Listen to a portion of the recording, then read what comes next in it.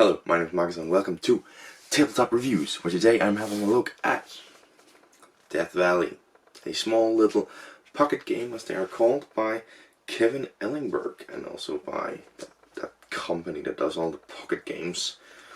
It's a teeny tiny game with only 18 cards. That's what defines a pocket game. Now, I do have a 6-card expansion, so it's 24 cards I have. But let's head to the table, see how it's set up and played. Right, Death Valley, and this is a strictly 2-player game, so I suppose that's what I set it up for. Setup is actually quite easy, so I grab all the cards in here. I have the expansion, so I believe I have 24 cards, but the normal card game is 18. I'll grab them, shuffle them.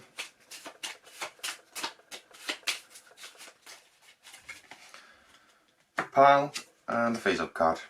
You're ready to go. Yeah.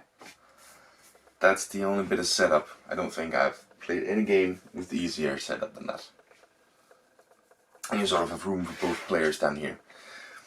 So yeah, the player turn consists basically of 2 phases. The action phase and the checking if you busted phase.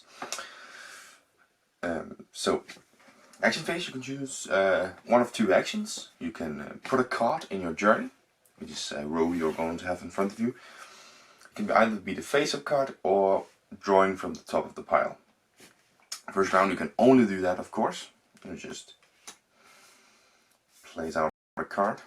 And then you can, in the second round, you have a little bit more fun, because you can choose to either continue a card, or you can put the card into your journey, which is a row below the current card. So if you've put it in your journey, no, not in your journey, in your scrapbook. If you put it in your scrapbook, the card is safe. It's not going to be removed if you bust. You bust if you have 3 of the same symbol, 3 cards with the same symbol in the top left.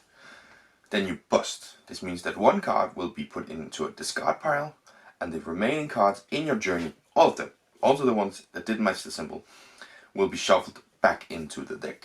But of course, any card in your scrapbook is safe, but the symbols do count. So if you have 2 water in your journey and 1 in your scrapbook, you have 3 water, you bust.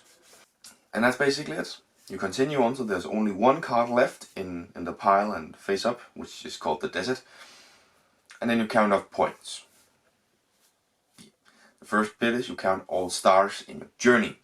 Stars in your scrapbook doesn't count, only in your journey. And then you look at any abilities any card might have to see if it has a scoring ability, and then you apply that scoring ability. Of course, throughout the game, if there's any abilities that activates during a certain point, you activate those abilities. It could vary greatly, but that's the game. It's very simple, and yeah. Let's just head right back up and talk about my final thoughts.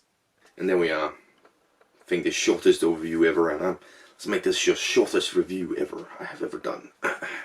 So gameplay is obviously very simple. I think it can be defined by the fact that you have the choice of this one, or you can try your luck to get something better. I love games that does that, that have the thing where you have a choice, but you can also test your luck, see if you can do it. I think that's a really great mechanic to have those things combined in a game.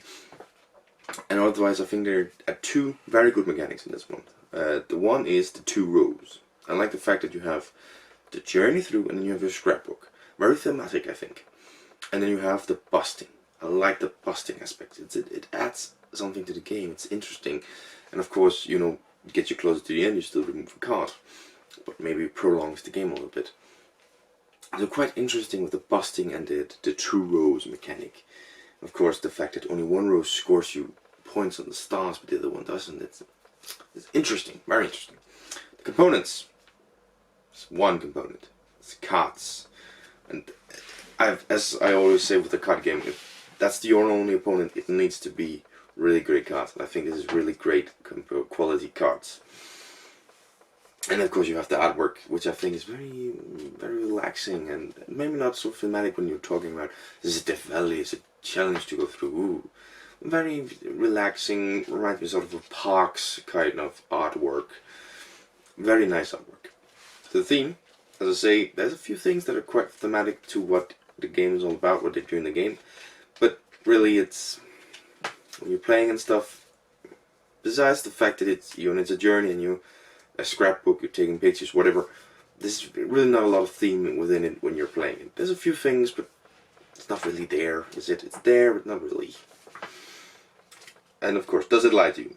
This one says it's 1 to 2 players. I've not played it one player. I don't really play one player. That's not me. But it's definitely a 2-player game. I couldn't imagine this game working with any more 2 players. Even if you had more cards, I could not imagine this working with more than 2 players. Even if like it was a 30 card deck, it just feels like a 2-player game. So no, it doesn't lie to me. The final score I'm gonna give it is a 7 out of 10. Wow, that's a high for such a. But just I judge every game individually. I don't look at this one and see how does it compare to freaking Wingspan. That's not what I do. Look at every game individually. Does this game do what it sets out to do? And I think it does. It's a simple 2-player game that brings you through Death Valley. Some fun facts in the cards, really nice artwork. I think it's really good. And I'm gonna give it a 7 out of 10. It's a high score. There's a few things, as I say, it's not very thematic, which I always love to have thematic. And just, I think there's a lot of games I would rather play than this. I'd say I judge them individually, but I also judge on the fact would I play them overall on the game. And I think there's quite a few I've played over this one. Just, yeah. You can't really make it super interesting. It's very simple, it's very fun, it's delightful. Bring it out. 7 out of 10. And am I keeping it? On this one, the answer is honestly, but even if it's also 3 out of 10, I might as well. It's so tiny. Like, it fits in everywhere on my shelves. So obviously, I'm just gonna keep it. I might as well. It doesn't change it. Well, that's another review. I hope this one was a very short one. My name is Marcus, and I hope to see you in the next one.